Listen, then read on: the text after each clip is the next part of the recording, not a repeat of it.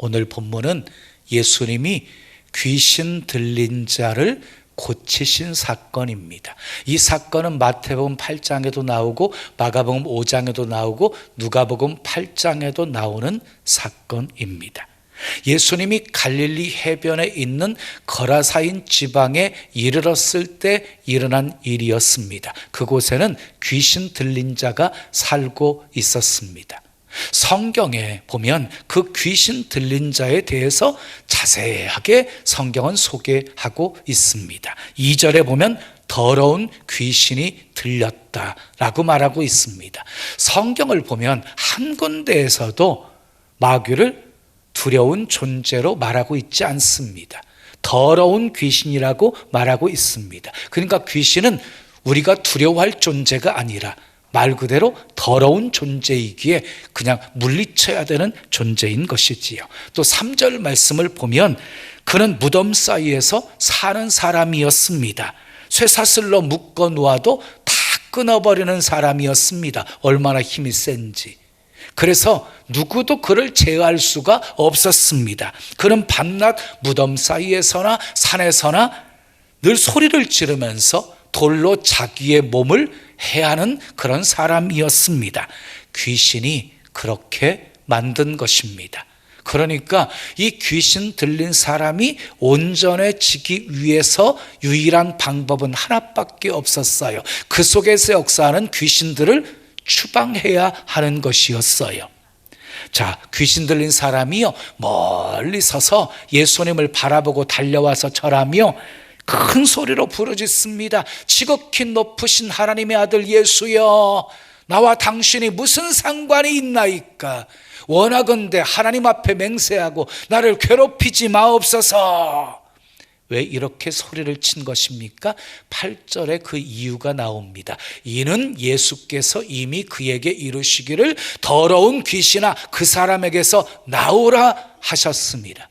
예수님이 귀신 들린 사람을 보고 귀신에게 명했어요. 귀신아 그 사람에게서 나오라 하고 명하셨기에 이 귀신이 소리를 지른 것입니다. 그러면서 귀신이요 자기를 이 지방에서 제발 내보내지 마시라고 간구를 합니다. 그때 마침 거기에 돼지 큰 떼가 산 곁에서 음식을 먹고 있었어요.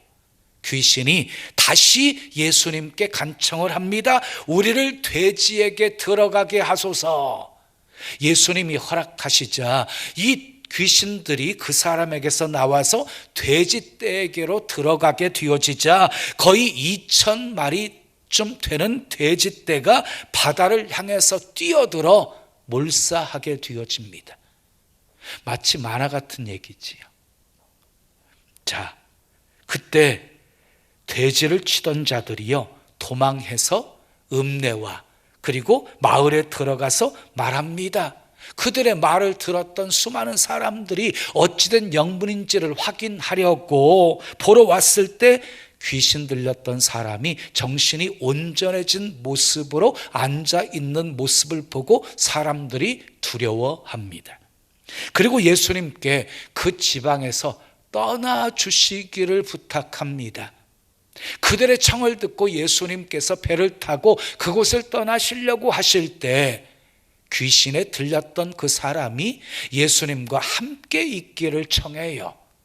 예수님이 그 청을 허락하지 아니하시고 집으로 돌아가 주께서 내게 어떻게 큰 일을 행하사 너를 불쌍히 여기신 것을 내 가족에게 알리라 하고 말씀하십니다. 자, 귀신 들렸던 사람이 어떻게 합니까? 20절을 보게 되어지면은요, 그가 집으로 돌아가서 예수님이 자기에게 어떻게 큰 일을 행하셨는지를 전파합니다. 가족뿐만 아니라 데가볼리에 있는 모든 사람에게 그 큰 일을 전파합니다. 모든 사람이 그 사실을 듣고 놀랍게 여깁니다. 이것이 오늘 본문의 이야기입니다. 자, 귀신 들린 사람은요 가족들에게 전혀 도움이 되지 않는 사람이었어요. 여기저기서 사고를 치면은 가족들이 돌아다니면서 보상하느라고 겨를이 없었어요. 그러니까 한마디로 이 사람은요, 가족들과 친척들마저 다 포기해버린 그런 불쌍한 영혼이었습니다. 그런데 예수님은 그를 포기하지 않았습니다. 그 영혼을 사랑하셨습니다. 구원하셨습니다. 귀신을 추방시켜 주셨습니다. 건강한 몸으로 회복시켜 주셨습니다. 사랑하는 여러분, 기억하십시오. 예수님은 여러분들의 육체를 회복시킬 메시아입니다. 예수님은 여러분들의 심령을 회복시킬 메시아입니다. 예수님은 여러분들의 삶을 회복시킬 메시아입니다. 예수님은 여러분의 영혼을 구원할 메시아입니다. 오늘 예배를 통해서 그 메시아 되신 예수님을 만나시기를 예수님의 이름으로 축원합니다. 오늘은 본문을 묵상하면서 받은 은혜를 여러분들과 함께 나누고 싶습니다. 자, 첫 번째 교훈이에요. 따라합시다. 주님이 상관하시는 것이 복임을 알았습니다. 6절 7절 말씀을 우리 함께 읽어요. 시작. 그가 멀리서 예수를 보고 달려와 절하며 큰 소리로 부르짖어 이르되 지극히 높으신 하나님의 아들 예수여, 나와 당신이 무슨 상관이 있나이까? 원하건대 하나님 앞에 맹세하고 나를 괴롭히지 마옵소서. 지극히 높으신 하나님의 아들 예수여, 나와 무슨 상관이 있나이까? 이 귀신 들린 사람의 발언을 여러분들은 어떻게 생각하십니까? 예수님이 지극히 높으신 하나님의 아들이신 줄 알았다고 한다면 어떻게 해서라도 관계를 맺으려고 힘써야 되는 것 아닙니까? 대통령의 고종 사촌뻘이라고 해도 그 사람과 관계해서 어떻게 했었는지 줄을 대려고 하는데, 지극히 높으신 하나님의 아들임을 알았다고 한다면 10번 100번이라도 관계를 맺으려고 힘써야 되는 것 아닙니까? 그런데 지금 이 사람은요, 상관하지 말아달라고 요구합니다. 간섭하지 말아달라고 요구합니다. 우린 여기서 하나님의 아들, 예수님을 하나님의 아들이라고 고백하면서도 예수님과 적당히 거리를 두고 살고 싶어하는 우리 내면을 읽을 수가 있습니다. 예수님, 저는요, 예수님이 지극히 높으신 하나님의 아들이심을 믿어요. 그런데 내 마음대로 살도록 상관하지 말아주세요. 간섭하지 말아주세요. 내버려 두세요. 이런 마음을 갖고 있는 사람은요, 주님이 상관하시면 삶이 피곤해질 거라고 생각하는 거예요. 주님이 상관하시면 주님의 말씀대로 지켜 순종하며 살아야 되고, 그러면 자유가 박탈될 것이라고 생각하기 때문이에요. 그래서 적당히 믿고 싶은 거예요. 제가 너무 적나라하게 여러분들의 마음을 짚었나요? 그러나 기억하십시오. 요한복음 15장에 보면 예수님은 포도나무, 우리는 가지로 비유하고 있지요. 가지는요, 포도나무에 붙어 있을 때 생명력이 있는 것이고 열매를 맺을 수가 있는 거예요. 조금이라도 떨어지면 그냥 끝장나는 거예요. 사랑하는 여러분, 어떤 일이 있어도 주님과 떨어지지 마십시오. 어떤 일이 있어도 주님께 꼭 붙어 사십시오. 아멘. 힘들고 어려울수록 더욱 주님 의지하십시오. 주님이 내 삶을 상관해 주시는 것이 축복입니다. 내가 잘못했을 때 주님이 징계하시는 것이 복입니다. 내가 잘못된 길로 갈 때 주님이 막아주시는 것이 복입니다. 주님이 내 삶을 인도해 주시고 가르쳐 주시고 도와주시고 그리고 때로는 아닌 길은 막아주시는 것이 복입니다. 그러므로 여러분 이렇게 기도하십시오. 주여 내 삶을 상관해 주시옵소서. 내 삶을 간섭해 주시옵소서. 관여해 주시옵소서. 바른 길로 인도해 주시옵소서. 두 번째 교훈입니다. 따라하겠습니다. 내가 누구인지를 분명히 알아야 합니다. 본문 9절 말씀 함께 읽습니다. 이에 물으시되 내 이름이 무엇이냐 이르되 내 이름은 군대니 우리가 많음이니이다 하고, 예수님이 귀신 들린 사람에게 물었어요. 내 이름이 무엇이냐 그랬더니 내 이름은 군대라고 대답해요. 왜? 귀신들이 군대 귀신들 수가 너무 많았기에 군대라고 표현을 한 거예요. 사랑하는 여러분, 여러분의 이름은 무엇입니까? 저는 설교를 준비하면서요, 내 이름은 무엇인가를 생각해 보았어요. 물론 제 이름은 이정기입니다. 누구의 남편이고 누구의 아버지이고 누구의 아들이고 교회 목사입니다. 학교에서는 교수이고 방송국에서는 MC입니다. 그러나 그 어떤 이름보다 내게 가장 소중한 이름은 하나님의 아들이라고 하는 이름입니다. 이 이름은 세월이 지나도 없어져서는 안 될 이름입니다. 이 세상에서만 소중한 것이 아니라 저 천국에서도 소중히 여겨질 이름입니다. 이 이름이 없으면 세상에서 아무리 큰 성공을 거두었다 할지라도 물거품이 되어지는 이름입니다. 사랑하는 여러분, 우리는 하나님의 아들입니다. 우리는 하나님의 딸입니다. 우리의 정체성 잃어버리면 안 됩니다. 이름에 걸맞게 사셔야 합니다. 아멘. 세 번째 교훈 따라하겠습니다. 한 영혼이 돼지떼보다 더 귀함을 알아야 합니다. 자, 본문 11절에서 13절까지 말씀 함께 읽어요. 시작.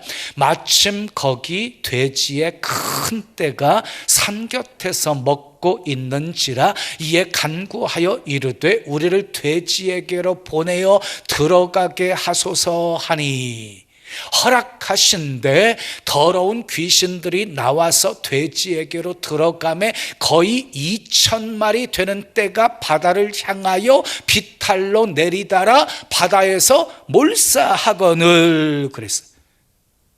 자, 귀신들이요 돼지에게 들어가기를 청해요. 그때 예수님이 허락하십니다. 예수님이 허락하시자 그 사람에게서 돼지떼들이 나와가지고 순식간에 2,000마리의 돼지떼가 빌탈길로 내리달아 바다에 뛰어들어 죽습니다. 여러분, 귀신이 지금 누구의 허락을 받고 있습니까? 예수님의 허락을 받고 돼지떼 속에 들어간 것입니다. 그러므로 사랑하는 여러분, 우리는 걱정할 필요가 하나도 없습니다. 사탄이 부리는 악한 영 귀신들 또한 예수님의 통제 아래에 있기 때문입니다. 돼지 2,000마리가 바다에 빠져 죽는 모습을 보고 그 지방에 큰 소동이 일어나게 되어집니다. 그 마을이 발칵 뒤집혀지게 되어집니다. 그도 그럴 것이 돼지 한 마리 50만 원으로만 계산해도 2,000마리면 놀랄 준비하세요. 10억입니다. 10억. 좀 놀래요. 10억. 한 사람의 귀신 들린 사람을 고쳐주시기 위해서 2,000마리 돼지를 희생시킨 거예요. 그 모습을 보았던 사람들의 반응은 어떠했습니까? 16절 말씀 읽어요. 시작. 이에 귀신 들렸던 자가 당한 것과 돼지의 일을 본 자들이 그들에게 알림에, 그랬어요. 어떻게 알렸을까요? 부정적으로 알렸어요. 17절 말씀을 보세요. 그들이 예수께 그 지방에서 떠나시기를 간구하더라. 예수님께 제발 떠나달라고 무리들이 간청을 하고 있습니다. 왜 떠나라고 했을까요? 좋지 않은 말로 알렸기 때문이었어요. 여러분, 부정적인 말 퍼뜨리지 마십시오. 부정적인 영향을 받은 사람이 예수님을 배척하는 사람이 될 수 있습니다. 그러면 왜 예수님이 귀신들을 돼지떼에 들어가게 허락을 하셨을까요? 돼지떼에 들어가게 하지 않으면 귀신을 쫓아낼 수 없어서 그렇게 하신 것인가요? 아닙니다. 한 사람의 영혼이 얼마나 귀한 죄를 보여주시기 위함이었습니다. 한 사람을 위해서 돼지떼도 아깝지 않다는 것을 보여주시기 위함이었습니다. 예수님이 이렇게 말씀하셨어요. 사람이 만일 온 천하를 얻고도 자기 목숨을 잃으면 무엇이 유익하리요? 사람이 무엇을 주고 자기 목숨과 바꾸겠느냐? 그랬어요. 여러분, 온 천하와도 바꿀 수 없는 것이 사람의 목숨이라는 것입니다. 그러니까 주님은요, 돼지 한 사람을 돼지 2,000마리 정도가 아니라 온 천하보다도 더 귀한 존재로 여기신다는 것입니다. 이것이 우리 기독교인의 가치관입니다. 우리들은 소중한 존재입니다. 아멘. 나는 하나님의 형상으로 창조된 특별한 걸작품입니다. 주님은 나를 위해서 이 땅에 오셨고 주님은 나를 위해서 십자가에 못 박혀 죽으셨습니다. 그러므로 나는 소중한 존재입니다. 나를 함부로 하시면 안 됩니다. 그리고 더 나아가서 모두를 소중하게 여기셔야 합니다. 주님은 나만을 위해서 이 땅에 오시고 십자가 지시고 죽으신 것이 아니라 우리를 위해서 이 땅에 오셨고 십자가에 죽으셨기 때문입니다. 그러므로 우리 모두가 다 소중한 존재인 것입니다. 그래서 디모데전서 2장 4절은 이렇게 말해요. 하나님은 모든 사람이 구원을 받으며 진리를 아는 데 이르기를 원하시느니라. 우리 주님이 정말로 원하시는 것이 무엇인 줄 아셔야 돼요. 모든 사람이 구원받는 것 원하시고 모든 사람이 진리를 아는 데 이르시기를 원하시는 분이십니다. 아멘. 마지막 네 번째 교훈입니다. 따라합시다. 알았으면 전파해야 합니다. 자, 18절 19절 말씀 함께 읽어요. 시작. 예수께서 배에 오르실 때에 귀신 들렸던 사람이 함께 있기를 간구하였으나 허락하지 아니하시고 그에게 이르시되 집으로 돌아가 주께서 내가 어떻게 큰 일을 행하사 너를 불쌍히 여기신 것을 누구에게 알리라? 내 가족에게 알리라 하시니 그랬어요. 귀신에서 해방된 사람이요, 이제 배를 타고 예수님이 떠나려고 하자 나도 주님과 함께 있게 해달라고 청해요. 그때 예수님께서 허락하지 않으시고요, 집으로 돌아가서 내게 행한 하나님의 큰 일을 가족들에게 알리라고 합니다. 어떻게 합니까? 순종합니다. 20절 말씀 보세요. 그가 가서 예수께서 자기에게 어떻게 큰 일 행하셨는지를 데가볼리에 전파하니 모든 사람이 놀랍게 여기더라. 그래서 그는 가서 전파합니다. 가족들에게만 전파한 것이 아니라 데가볼리에 사는 모든 사람에게 전파했습니다. 모든 사람이 듣고 놀랍게 놀랍게 여겼습니다. 사랑하는 여러분, 주님을 경험하셨습니까? 주님을 만나셨습니까? 죄사함의 은혜를 체험하셨습니까? 세상이 주지 못하고 세상이 알지 못하는 평화를 누리고 계십니까? 예수님 생각하기만 해도 좋고 예수님 생각하기만 해도 가슴이 뛰고 예수님 생각하기만 해도 눈물이 핑 도는 그런 은혜를 체험하셨습니까? 그렇다면 주님이 하신 큰 일을 전파하셔야 합니다. 자랑하셔야 합니다. 무덤 같은 곳에서 머물며 자신을 파괴하는 수많은 사람들을 찾아가십시오. 기독교의 복음은 잃은 자를 찾아 구원하는 것입니다. 그래서 예수님이 이렇게 말씀하셨어요. 인자가 온 것은 잃어버린 자를 찾아 구원하려 하심이라. 사랑하는 여러분, 여러분은 한 사람의 가치를 얼마나 귀하게 여기십니까? 그 한 사람을 구원하기 위해서 여러분들은 얼마나 관심을 쏟고 계십니까? 돼지 2,000마리보다 더 귀한 것이 한 영혼입니다. 온 천하보다 더 귀한 것이 한 영혼입니다.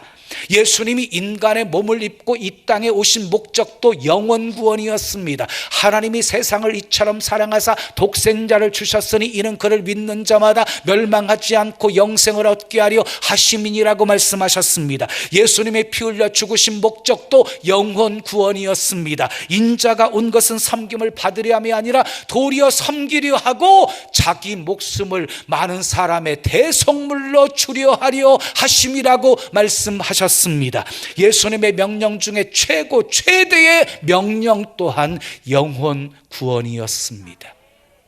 너희는 가서 모든 민족으로 제자를 삼아 아버지와 아들과 성령의 이름으로 세례를 주고 내가 너희에게 분부한 모든 것 가르쳐 지키게 하라. 볼지어다 내가 세상 끝날까지 너희와 항상 함께 있으리라 하고 말씀하셨습니다. 성령을 부어주신 목적도 영혼 구원이었습니다. 성령이 너희에게 임하시면 너희가 권능을 받고 온 유대와 예루살렘과 유대와 사마리아와 땅끝까지 이르러 내 증인이 되리라 하시니라 하고 말씀하셨습니다.